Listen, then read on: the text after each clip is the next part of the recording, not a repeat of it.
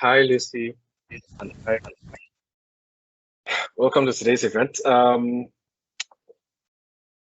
happy to be here, and I'm very grateful to every volunteer that has played his part or a part in making this event a very huge success so far. Thank you very much. My name is Tobi Dayo-Olupona, and I'm privileged to be the lead director of AfriMine. So very quickly, I want us to get into the interviews. Lucy, how are you? It's good to see you again. Thank you very much, Toby. Thank you very much, AfriMine, for the opportunity and for the platform to tell my story. Oh, great. Thank you. Right. So today we'd like to know a little bit more about you and your career journey so far in the industry. We know there is so much to learn from that, and we know that so many people are here to, more than anything, pick up one or two points that would help them improve their journey in the mining industry or even start their journey in the mining industry. So in your own opinion, how did you start your journey in the industry, and what was the journey like for you when you started your journey into the mining industry to pursue a mining engineering career? Would you mind telling us a little bit about it? Okay, thank you very much. Now, you get placed into a company. So I did my first internship with Anglo Gold Ashanti, AfriMine. And then in my second year, I was fortunate to do another internship with Ghana Manganese Company. And that was it for me. I wasn't fortunate again. So I had only done 2 internships. Now, fast forward, I was in 4th year and we were all preparing to leave school. And in Ghana, after school, you are placed onto a 1-year compulsory national service. And we have few mines in Ghana. And so you need to look around and see if you can be placed somewhere. I remember before writing my last paper, I printed out my CV, and then I also had a cover letter, and I started walking around Takwa to look for internships. It was, I roamed a lot of companies, and I had not even finished with my papers yet. So I was fortunate enough to go to African Mining Services. It was a Friday. That fateful Friday, I went to the reception. I went to the HR. I told them that I have a letter. I'll be completing school soon, and I'm looking for internship opportunities.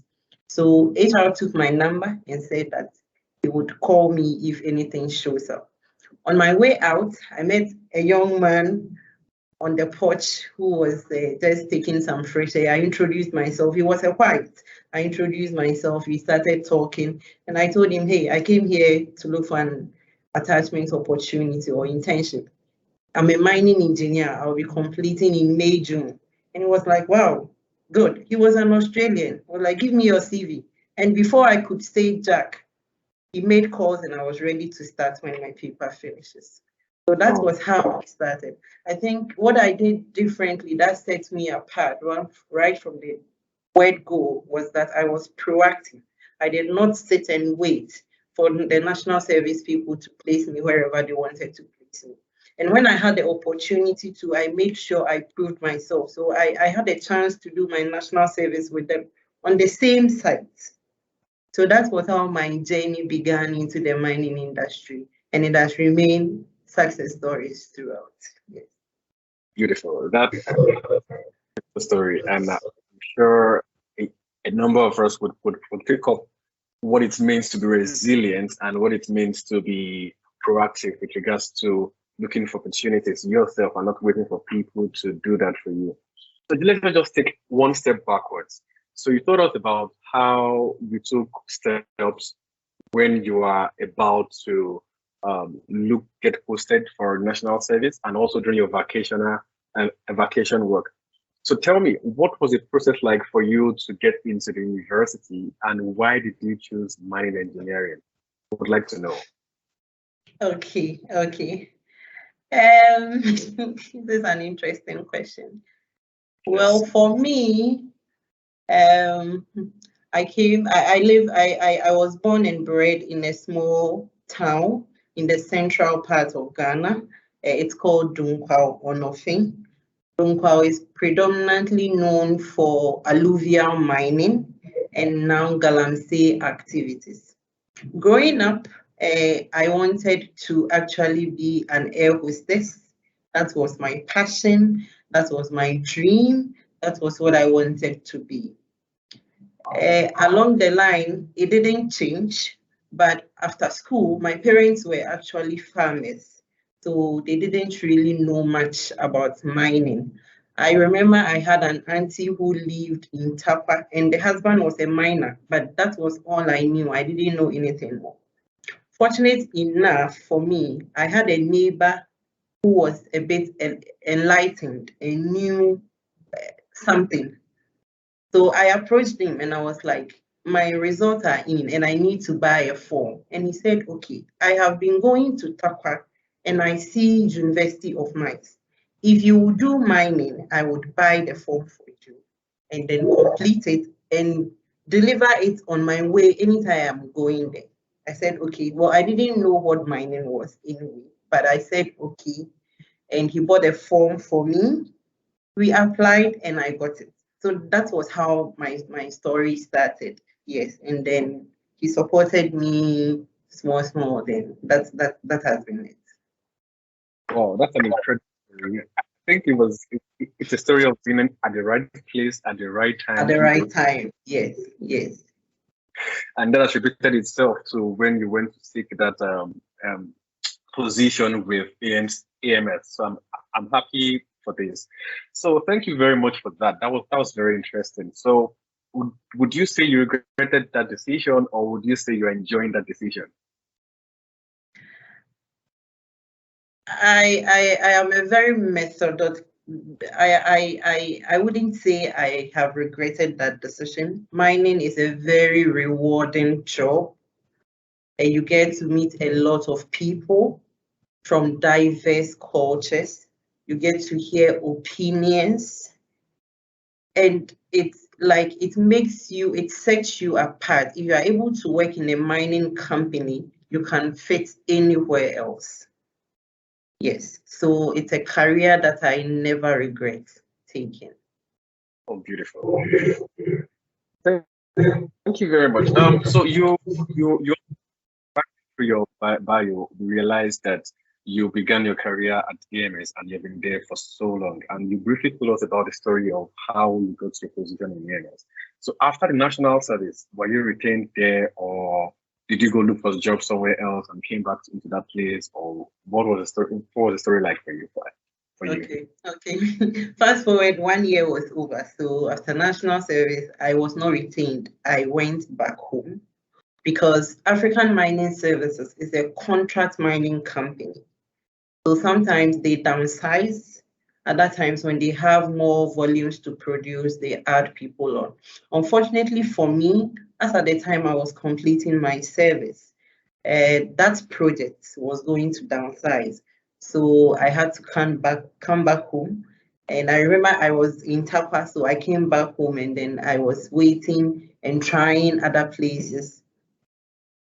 But in 3 months' time, I got a call and I was told that I could move to another site for the same African Mining Services. This was the Precious Mining and Minerals site at Ayamfuri. So from Adamos Resources, I moved to Ayamfuri to go and continue on my career. Okay, great. So I'm sure a number of people do not understand what it is to be a contract mining company. So would you mind expanding a little bit on what a contract mining company is and what they do? Okay. So in mining, we have owner mining and we have contract mining. Owner mining simply means that you own a mining company and you decide to do the operations by yourself. If you do that, you are an owner mining company. If I am a contract mining company, it means that I bid jobs. I go look for jobs in owner mining companies, and then I provide a contract or my quotations for their job. Sometimes it can be load and haul, it can be drill and blast, or maybe you have equipment that you want to hire to the owner mine. So contract mining means that you don't own a mine, but then you provide services, mining services to companies that own mines. That is what it means. Oh, great. So in short, you say owner mining companies on the usual basis outsource some of their activities and some of their phases of operations. Yes, owner mining companies usually outsource some of their activities. They can even outsource it to multiple contractors, depending on their needs and how efficient they want operations to run. So example of contract mining companies are AfriMine in Ghana, African Mining Services in Ghana. We are also present in about 4 countries in West Africa. PW Mining, I'm sure you've heard about them. We have SFTP, which is doing very well. It is now too in the contract mining industry. It's now known as Corica. It's also in West Africa, and they are also doing well. And there are other contract companies that support the mining value chain. So we have companies like Sandvik Mining. They provide drill bits and then drill consumables and drills. We have Atlas Copco, now Epiroc. They also provide drilling machines. So at the end of the day, they support their clients. They are all part of the mining companies, yes. Oh, great. So you're saying that you can have a number, in fact, multiples, 10s and 20s and 30s, contract mining company on a mining project. Yes. Great. So that means there might be a lot of opportunities for people who want to pursue a career in that space. If you can't get into an owner mining company, you can get into a contract mining company. So look out for that, for those opportunities. Don't get restricted to owner mining companies. Thank you for that information. So you also mentioned something about downsizing. A number of people know that mining is a cyclical business. So since you've joined, since they've called you back after those 3 months, has there been other downsizing done? And what are your thoughts about downsizing in the industry? Let us just know, because we are telling people the story that mining is beautiful, but there's also some sad story about it. So tell us about downsizing in the mining industry, and what do you need to stay different? Because I know to an extent that you might have stayed different and not have gone again after that first experience. So share your thoughts with us about that. Thank you. If you work with a contract mining company, you get used to downsizing and people going home, because at the end of the day, contract mining companies do not own mines. They only provide services on contract basis. So when a contract ends, your employment equally ends there. But what you need to do to stand out, I always tell people, is that be relevant, irrespective of your role, irrespective of what you think you are doing that you think is small. Be relevant and stay relevant, because that is what is going to set you apart. When we say people should go home, what is that one thing about you that will make your manager say no, stay? If even it is a 1-month contract basis that he's going to give to you, you are still in employment. So set yourself apart wherever you find yourself. And don't be afraid to fail, because if you do not fail, for me, you cannot learn. That's one thing. If you don't fail, there is no way you can learn. So always try to remain relevant, and you will go very far in your career, wherever you find yourself. Oh, great. So I can perceive now that possibly that's why you are diverting a lot into technology and technology spaces, right? Trying to stay relevant. So tell us about your technology journey. What has been the technology journey, and why did you decide to integrate it into mining? Okay, I get bored doing routine things. So if I come to work and I need to take this piece of paper and go and give to a colleague and come back, and that's my work, I don't like it.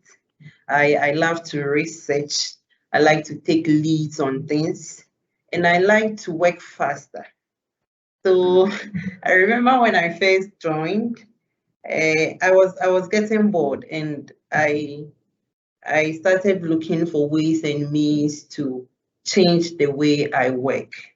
And I'm one person who is not afraid of reaching out to people. I reach out a lot. If I search for something on Google and Google tells me that, let's say, Benjamin can help me and he is in Peru, Benjamin is dead.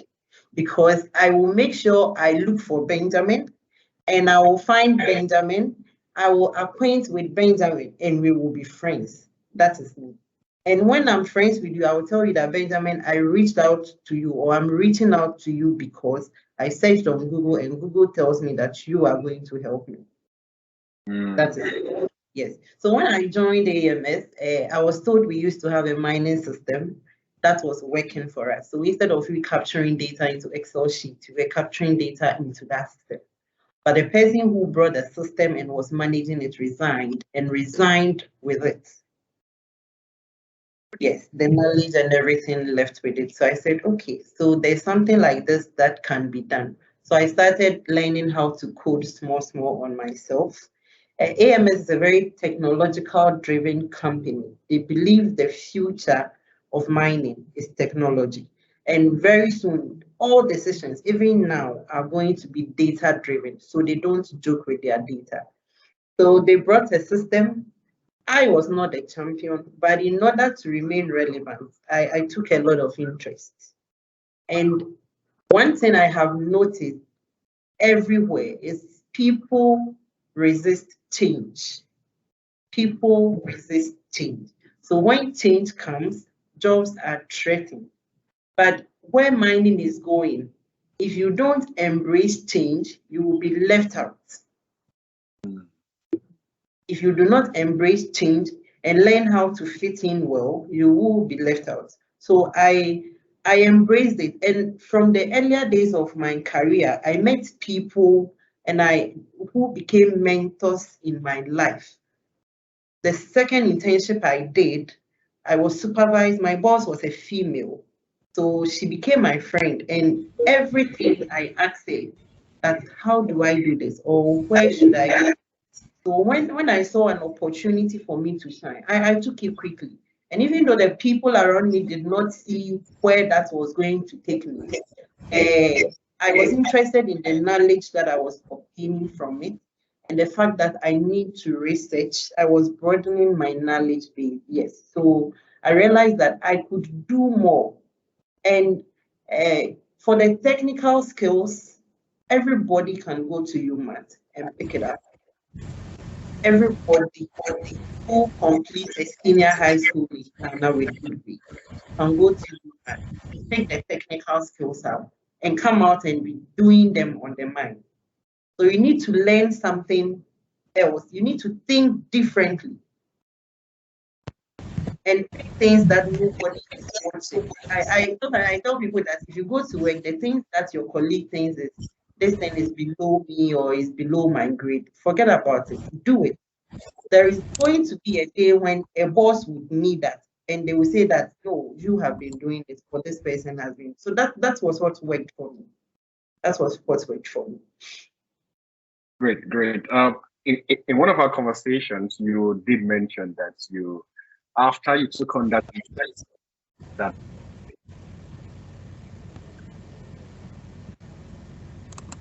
after making it work, you also moved on to some other things. Would you mind sharing with us very briefly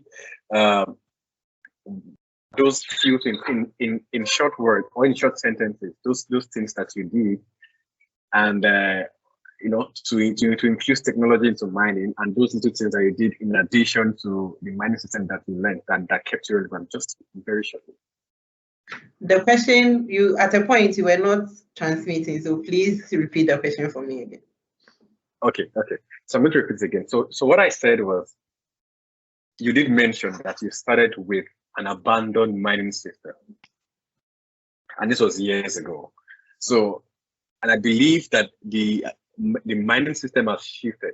Apart from its shifting, you've added a little bit of more knowledge in that technical space or in that technology space. So very briefly, would you mind letting us know, apart from that mining system that was confined to that company, what other small technologies did you learn to improve your position in the organization?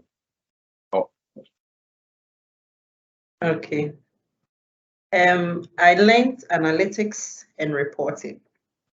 Wow. Yes, because whatever data you are going to put into that software needs to be analyzed. So that was one of the first things. And in my process of learning data and analytics, I've actually certified myself. I'm a Google certified data analyst.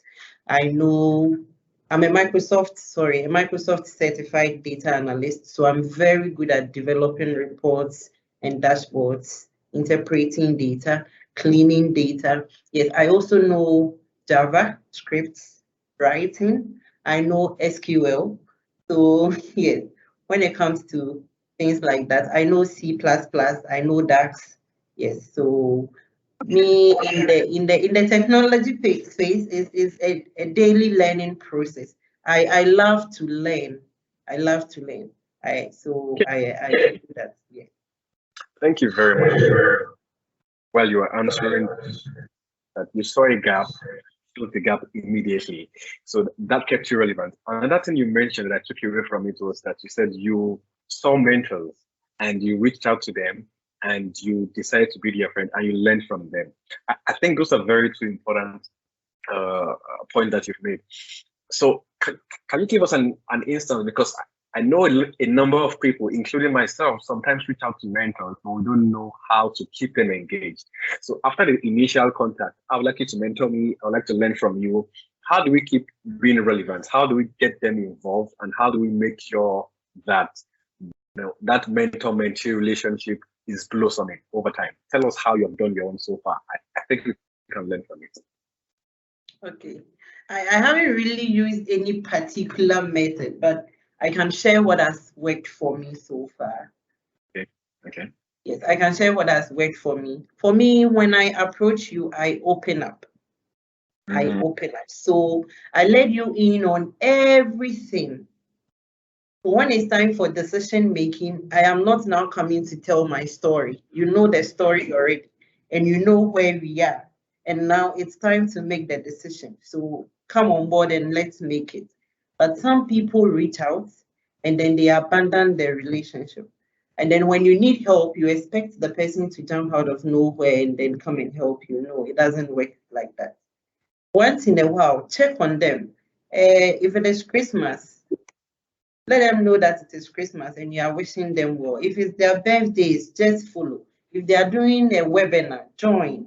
Yes. And then once in a while, when you are faced with decision makings, you let them in. That way it will be easier for them to also follow your story and know where you've gotten to and how they can help you. Yes. Thank you. So it's a give process. So the first yes, always be in their faces, not stalk them, but in a very subtle way, be there for them to ask. And also, when you're about to make decisions, even though you know the answers of decisions, try to carry them along. Beautiful, beautiful, beautiful. And when you reach out, don't go to them asking for jobs. Look, it's not easy. Yes, when you reach out, don't go and tell the person that you need a job. You can start by saying that I have seen what you are capable of doing and I am interested. Is there a way you can mentor me? Or I have this, can you have a look at it? Or can we schedule a time? They don't have jobs in their pocket, but maybe they can show you some tricks. So if you are going to, if you acquaint yourself and tomorrow you have a job, you are going to apply, you can send your CV. That can you look at my CV for me? Is the cover letter okay? That is how it starts. That way, if they are also aware of an opportunity somewhere, then they can fill you in. So don't just go asking for jobs. Be genuine, be willing to learn. Let them know why you are coming. Don't go because of job. Find other reasons to go. Oh, great. So, currently, the engineering system analyst. So I'd like to know what category of job is that? Are you a senior level management officer? Are you a middle level management officer, or are you a low level management officer? Do you mind letting us know what level of management you are in, and how many people you work? I'm middle level management. Great, great, great. So you work with people with lower level management and senior level management. Yes, I engage both stakeholders. Oh, Yeah. great. So in your position, you interact with not just mine engineers. So who are the other professionals and artisans and non-professionals that you interact with in your position? Okay. So in my position, I interact with finance. Okay. I interact with maintenance. I interact with truck operators, drillers, safety, HR. Yes. So those you're are the areas that I interact with. great. I was like saying that you are literally like a fulcrum in every area of the mine operations. You are just there and making sure things are running very smooth. Oh, that's beautiful. That's beautiful. Great. Okay, so how many countries have you worked in? Because I know for a job role like yours, there's a possibility that you've worked in a number of countries. So how many countries have you worked in? Would you like letting us know? Okay, so far I have done 5 countries. Wow. I have done Ghana, Burkina, Mali, Senegal. Ghana, Burkina, Mali, Senegal. Okay, that's 4. But I've been to Ivory Coast. That one was just for a short trip, so I would say 5. And in all, I have improved processes and optimized production in about 8 mining companies where AMS has worked. Yes. And every of had in this conversations with AfriMine, we realized that mining is a job that always makes you travel, at least in some positions. So our first guest was telling us about how she moved from South Africa to Australia. Our second guest was talking about how he moved from I think Chile to Peru. And I'm like, that is just beautiful. You are talking about how you've worked in 5 countries. So I think pursuing a career in mining gives you an opportunity to travel across the world. Am I correct? Yes, depending on your role, you can travel across the world. I equally have mates who have left Ghana and they are working permanently in Burkina, Ivory Coast. For me, I don't really I was not working permanently in these countries, but I go when there's a need for me to travel up there. I travel, I go and work sometimes for 3 weeks, for a month. I come back and I go as and when. Yes, so you get to travel the world if you are in the mining industry. Yes, great. Also, through we saw that you have beyond your certificate, your major certification in mining engineering, you have a certification in rock blast something, and you also had one extra one. And I'm sure those are not the only 2 or 3 that you have. And it's becoming a trend now. Can we assume that as a mine engineer, it is important for you to have more certifications to stay relevant? In Ghana, I would speak to Ghana because that is what I know. In Ghana, after school, if you graduate as a mining engineer, before you can actually rise, you would need certifications to do so. Because if you do not have the foreman certificate or the blast captain certificate, you cannot be a captain underground. Yes, so Minerals Commission would have to certify you. These certifications are necessary. So in Ghana, you would first have to write the blast foreman. When you come out of school, you gain some experience, hands-on experience on what blasting is about, the procedures, the safety requirements and everything.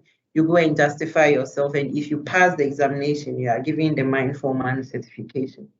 Sorry, the blasting certification. After that, if you are doing surface mining operations, you would need the mine foreman certification. If you are doing underground, you would need the shift boss certification. So it goes up to the managerial level. Even before you can become a manager, you need to be certified by the Minerals Commission. And sometimes even when expatriates come in, they also go and sit for the same exams, because these are the organizations that ensure we mine and we do it safely, and we are doing it, we are complying. Yes, so you will need those certifications in order to rise up the ladder. Great. But it's not so for other careers. It's not so for other careers. But if you're a mining engineer, then that is it. That is it. So what has been your experience as a lady in the organization, in your organization and across all of the mines and companies you've worked with as a contract miner? What has the experience been like for ladies? Because I know from experience, being a mining engineer myself, that for instance, when I was in school, we had just 4 ladies out of about 90-something mining engineering students. So I know there's always very little interactions or interest for women in the industry. So how has it been for you so far? I have been warm but fair. So that has been it for me. I've been warm but firm. So that has been it, and that is how I have succeeded. Yeah. Okay. So if you have one word for a lady that is listening for us, what would it be? Who wants to be like you? Go for it. Don't say that this is for men, or what would they think of me, or I'm too young. No, just do it. Yes, you knew it was a male-dominated industry before you picked the form, before you applied. You sat in, even in the classroom, you know that the women are few, and yet you did it. So don't abandon it after school. Push further. And now everybody is speaking about diversity, inclusion. So if you do the little and it's shining, everybody will see you. Yes, so go for it. Beautiful. All right. To round up and give the audience the opportunity to ask their questions or to read out their questions so you can answer. I would like for you to touch on your volunteering experience, because we saw that the last paragraph of your bio specifically spoke to how you give out your time and how you like to support other people to win. So we know this is unique to you and not everybody can do what you do, but tell us about how you decided to volunteer, the organizations you volunteered with, and why you want to also continue to teach people about STEM and how interesting that industry or that space is. Okay. You see, when we are growing up as children, the careers we see are the beautiful ones displayed on television, and then we don't really what goes into them. When we watch the cartoons, then we want to do that, we want to do A, we want to do B, we want to do C. When you go to the secondary schools, you realize that most girls are not doing STEM courses. So the STEM courses are the science, the technology.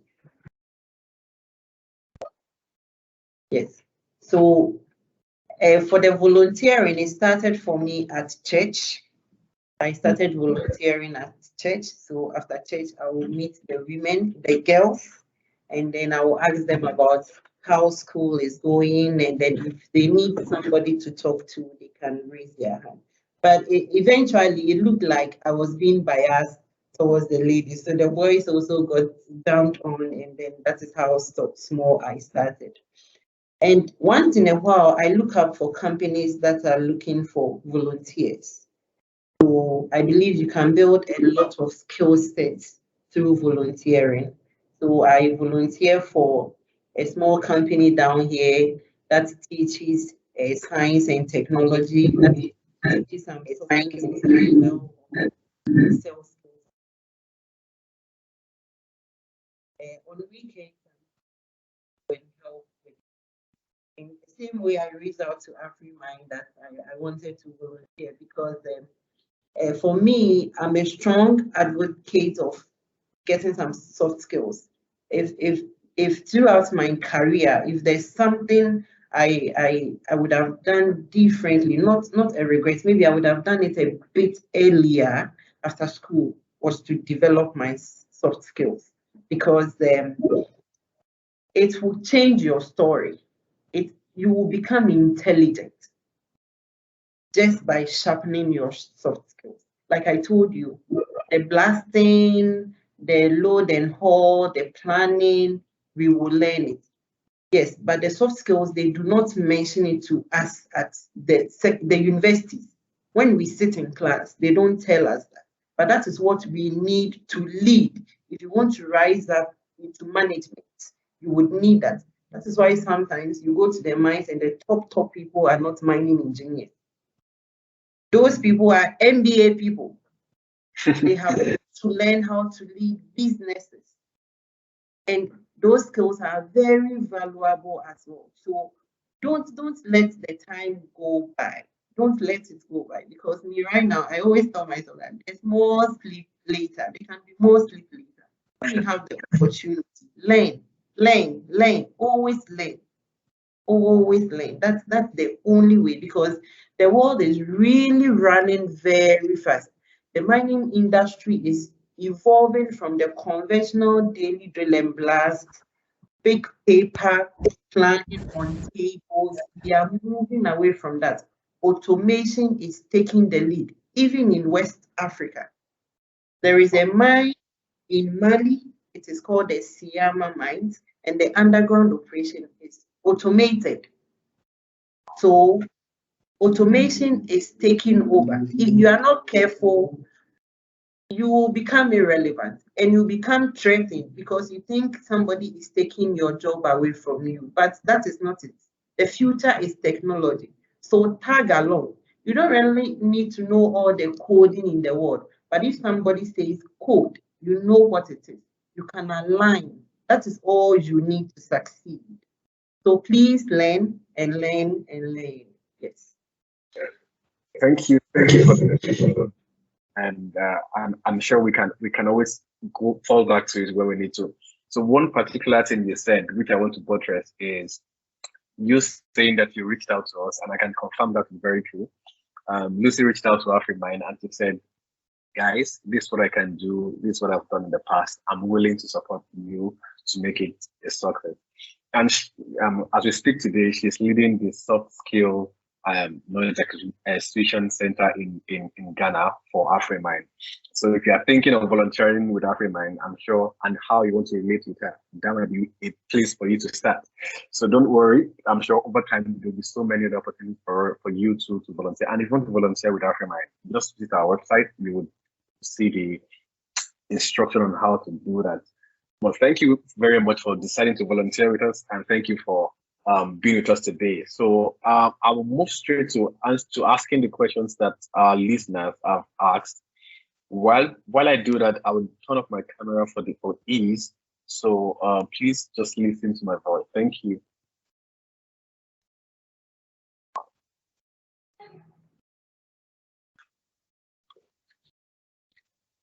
So the first question,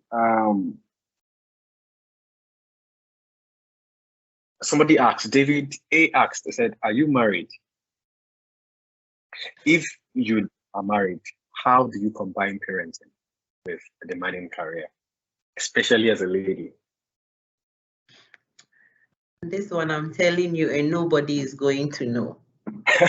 Yes, I am married. I have a child as well. So I'm a married woman. And one thing I've realized in the mining industry is that if you don't hook up young, you might not hook up, like you might not marry, because our job lifts us from the big cities and takes us to the small villages or towns. And if you don't have a solid relationship going already, you might end up not finding one. So please, as you are in the universities, open your eyes. If you meet somebody that you think aligns well with you, start talking so that you can do things quickly. And then as to how I combine my work with my with being married, that's one. We do it. So we plan. You just have to plan, and you execute whatever you have planned. So you use Saturdays and Sundays to prep your meals, to clean your house, and then Monday to Fridays you work.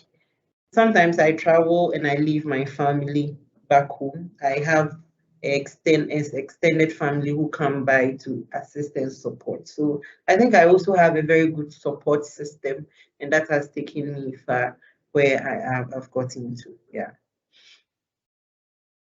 That's a very solid advice you would not hear from anyone.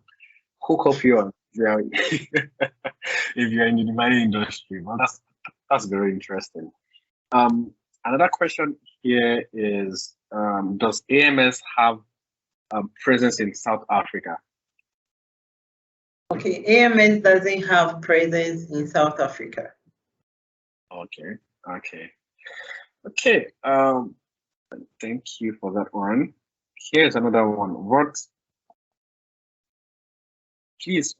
will be your advice to undergraduate students who are in mining engineering?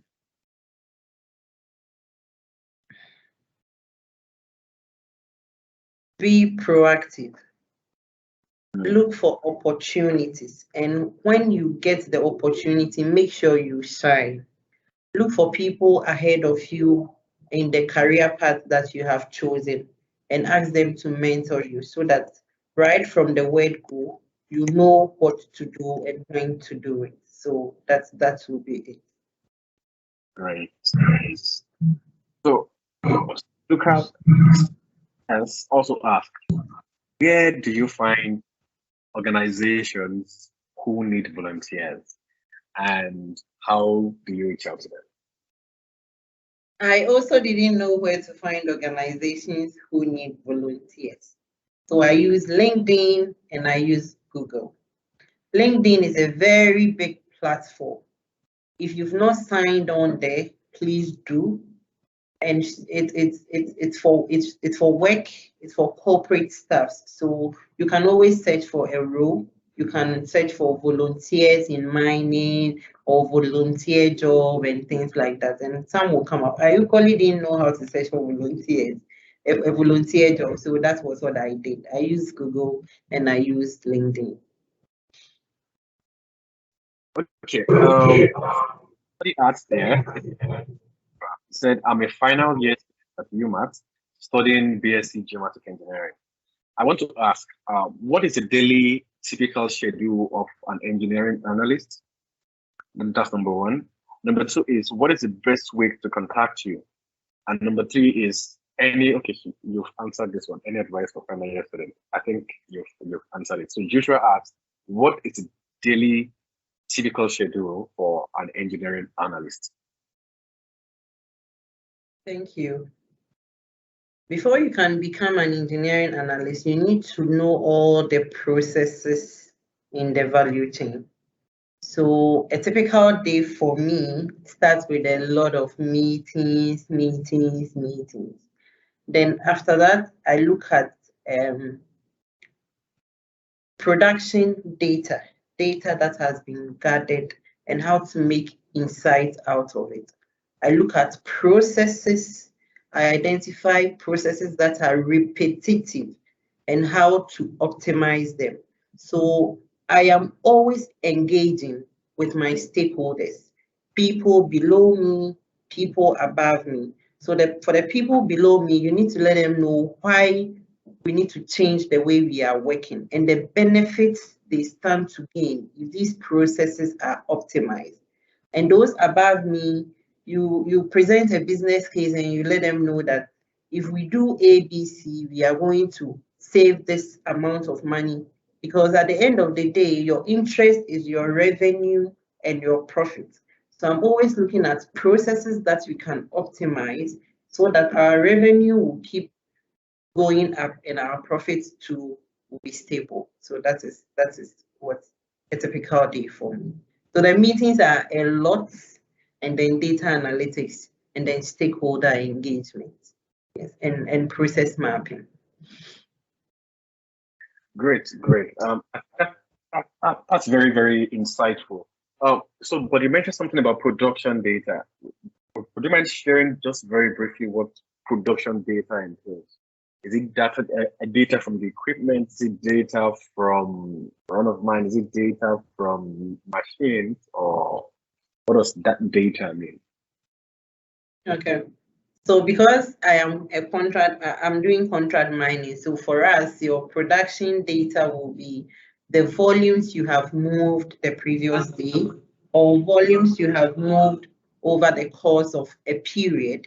You would also look at the productivities of the heavy duty equipment that you are using to mine. Are they being efficient enough? You will look at the performance of your operators. Is something hindering them from performing, or is one particular operator not performing enough? You look at your maintenance. So the maintenance, you look at the equipment, you look at the downtimes, you look at the availability, the utilization of the equipment, how reliable are your equipment? Are you having too many breakdowns? Those are the things that you look out for. So that is what we call the production data. Oh, great. Thank you for that. So the last question that we have here today is from Luxin, and it said, I'm coming from a mining optimization department. What do you do in mining optimization? Do you have an idea? If you have an idea, please give us an idea of what you do in mining optimization. Optimization simply means you are improving processes. Like you need to improve long-lived cultures or long-lived ways of doing things. You need to identify ways to bring new ideas on board that will be more efficient. That is it. So you will always be researching, identifying what has worked at maybe mine A or mine B, and how you can implement it in your minds to achieve similar results. So in my opinion, that will be it. Also, optimization is making sure everything is efficient over time, and the efficiency continues to improve over time. Yeah. Great.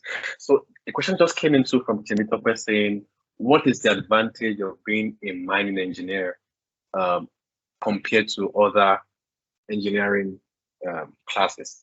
So what is the advantage of being a mining engineer compared to electrical or mechanical, per se? Well, one thing we need to know is that when it comes to the mines, we have a lot of job opportunities, not just the mining engineer, but just that you being a mining engineer means that you have the opportunity to maybe do the mine planning, talk about how you want to sequence your pits. But other than that, there are other roles in the mining industry that you can pick. We have accountants in the mines. We have HRs in the mines. We have IT departments in the mines. We have doctors in the mines. We have nurses that provide health care to us in the mines. And trust me, once you are working in the mining company environment, it's rewarding, even financially, not because you are a nurse. If you're a nurse and you're in the mining company, you will be taking more than somebody who is a nurse and is in a government hospital. It's because mining is a high-risk job. So don't just look at the mining engineering alone.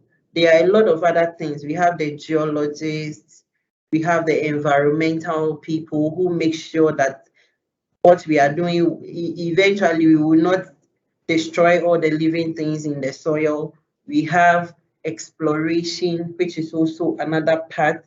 They go and do all the exploring before mining commences. Yes. So there are so many channels in mining that you can look and pick what interests you the most. And if you want to succeed, do something you love.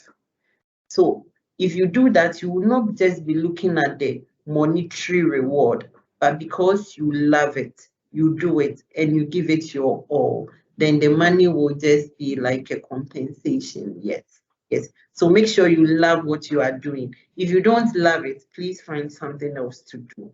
Because if you don't love it, you will not put in your best. Yes. Great. Thank you very much for being a part of our conversation today. It's been a beautiful moment for us, and we love every bit of it. I can see a hand raised by Ayomide. Ayomide, would you kindly? All right, so Lucy, I would just like to ask this question. And the question is simply that what is that thing you think you should have done right in your past experience or before you got into the mining industry, or maybe the last 3 years that you've not done right and you want to advise us to, to take an opportunity for that? I think I have mentioned it. Mine is not about doing it right. It's about doing it early enough. Okay.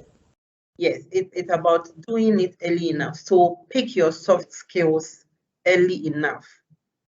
Leadership is you learn to be a leader. Yes, some people are born leaders, but you need to learn how to lead. You need to learn emotional intelligence so that if you are put up there to lead a team of people, you need to know how to deal with them emotionally intelligently. Like you need to know how to have crucial conversations. There are conversations that if you do not learn how to have them, you cannot have them.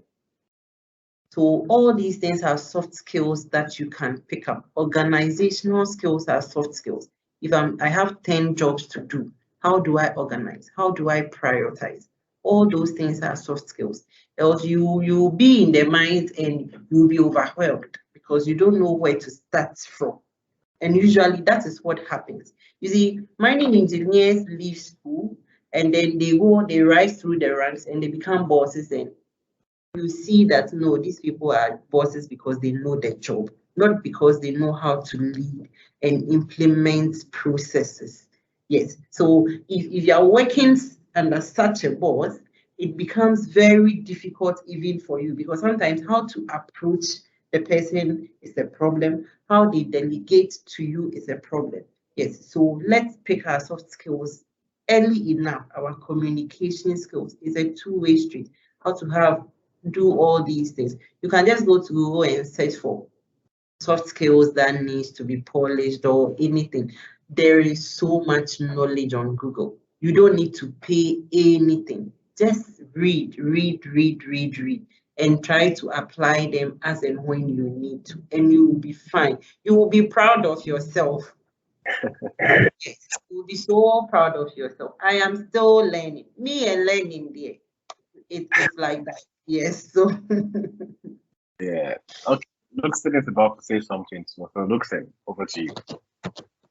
Yes. I just want to ask a quick question. Like, what does it take for you to be an expatriate? Because wherever you were talking of having soft skills, yes, quite right. We have those. So now, what do you need for you to be an expatriate so that you can go and work in another country? Thank you. okay. So you need to sharpen your skills. You need to sharpen your skills, because when you are an expatriate, the idea is that you move to another country and then you transfer your knowledge and your skill sets to them for a period of time and you move back. You are not supposed to go and stay forever. Yes. So before you can be an expatriate, master what you do. If it is load and haul, if it is drill and blast, if it is mine planning, maybe it's safety, environment, HR. You master it, you own it. That way you can go and then you transfer your knowledge and you come back. And expatriation is equally rewarding. It's rewarding. You take home big money, but you will miss your family and you miss out on other stuff. But you can do it for 2-3 years and then you come back home and you'll be fine. Yeah. Great. Thank you very much, Lucy. And on that note, I would like to round up this section of the conversations with AfriMine, career and mining conversations with AfriMine. And thank you very much, Lucy. It's been a privilege, and we are honored to have you speak to us and share your story with us. It was equally rewarding to hear how you began, how Providence, and how you fought your way through different positions to get to where you are today, and how you keep on learning, and how you've advised us to keep on learning, because that's what's going to differentiate us from our peers outside there. Thank you. I'm sure everybody that has just tuned in or has joined us has learned and picked up one or two information. Thank you very much once again to all the listeners. And on that note, I would like to hand over to Agyimeh as we move to the next session.